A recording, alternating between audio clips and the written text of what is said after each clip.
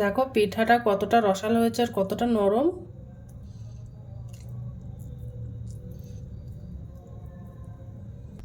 Hello বন্ধুরা, তো আমি আজকে আবার অন্যদিনের মতো নতুন একটা রেসিপি নিয়ে এসে আজকে রেসিপি হচ্ছে একটা ইউনিক পিঠা রেসিপি। সবসময় তো একঘেয়েমি পিঠা খেতে ভালো লাগে না।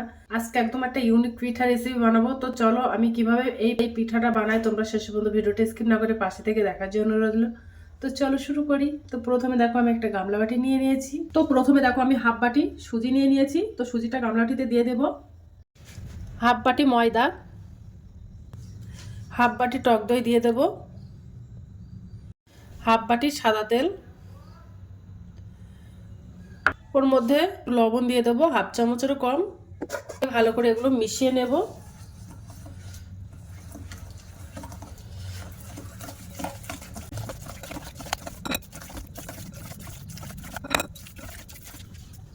একটু জল দিয়ে দেব।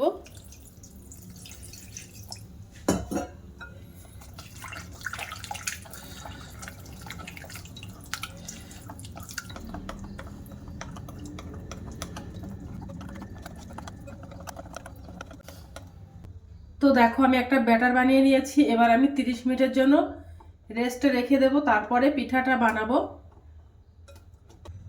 তো দেখো 30 মিনিট হয়ে গেছে। এবার আমি ওর মধ্যে হাফ চামচ বেকিং পাউডার দিয়ে দিলাম, দিয়ে ভালো করে মিশিয়ে নেব। তো দেখো আমি একটা গ্লাসের মধ্যে পাইপিং ব্যাগটা নিয়ে নিয়েছি। এবার আমি এই ব্যাটারটা এর মধ্যে দিয়ে দেব।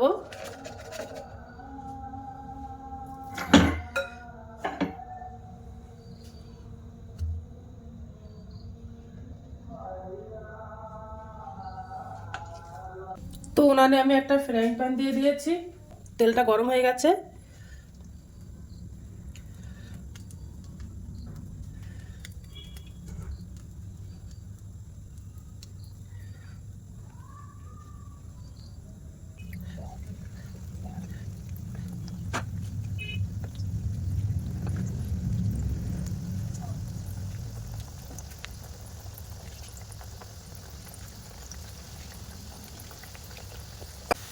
একটু উল্টে দেবো। এবার পিঠাগুলো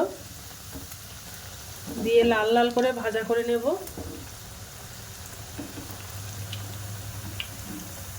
এবার পিঠাগুলো সব তুলে নেব।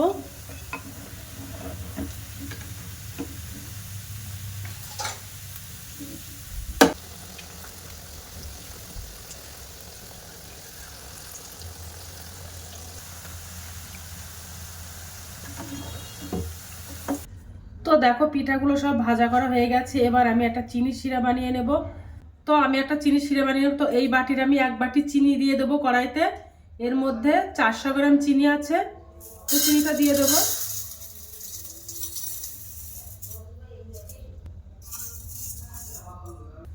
আর ওই বাটির আমি এক বাটি জল দিয়ে দেবো, দিয়ে একটা চিনির শিরা বানিয়ে ঘন করে একটা চিনিটা ভালো করে জাল দিয়ে নেব। ওর মধ্যে দুটো তেজপাতা দিয়ে দেব। চিনির শিরার মধ্যে দুটো তেজপাতা দিয়ে দিলাম।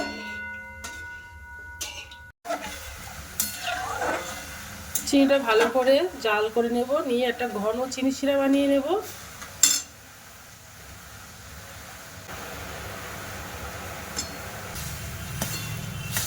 তো দেখো চিনির শিরাটা বানানো হয়ে গেছে। এবার আমি গ্যাসটা অফ করে দেব, দিয়ে এবার চিনির শিরাটা ঠান্ডা করে নেব।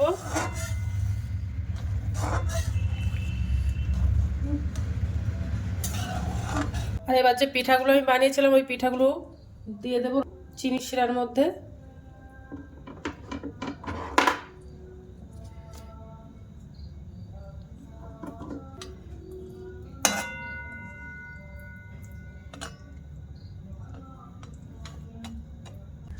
তো চিনি শিরার মধ্যে 1 ঘন্টার জন্য আমি ভিজিয়ে রাখবো, তারপর তোমাদেরকে দেখাবো যে কেমন হয়েছে।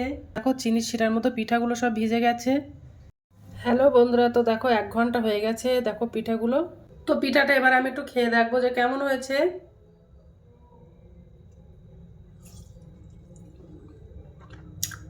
অসাধারণ হয়েছে। তোমরা একবার বাড়িতে ট্রাই করতে পারো। তো আজকের দিনের মতো ভিডিওটা এখানে শেষ করছি। আগামী দিন আবার একটা নতুন ভিডিও নিয়ে চলে আসবো।